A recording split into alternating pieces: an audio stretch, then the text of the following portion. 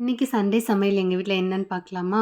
அந்த பிரெட்டும், chicken ஸ்டூவும் Malayali breakfast இருக்கு இல்லையா? அது பிரேக்ஃபாஸ்ட் சாப்பிடுவாங்களா? டின்னருக்கு சாப்பிடுவாங்களான்னு எனக்கு தெரியாது.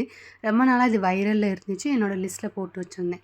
இந்த ரெசிபி கண்டிப்பா ஒரு வாட்டி ட்ரை பண்ணணும் அப்படின்னு. ஏன்னா ஸ்டூ வந்துட்டு நான் ஏற்கனவே நிறைய வாட்டி பண்ணியிருக்கேன். அப்பம்க்கு, இடியாப்பம், சப்பாத்தி, பூரி எல்லாத்துக்குமேன்ட்டு. ஆனா அந்த பிரெட் வச்சு சாப்பிட்டதில்ல. இப்படி ஒரு ஃப்யூஷனா நான் சாப்பிட்டதில்ல. ஏன்னா பிரெட் வந்து ஸ்வீட்டா இருக்கும். அந்த இது வந்துட்டு நம்ம கொஞ்சம் காரமா தான் பண்ணுவோம் இல்லையா?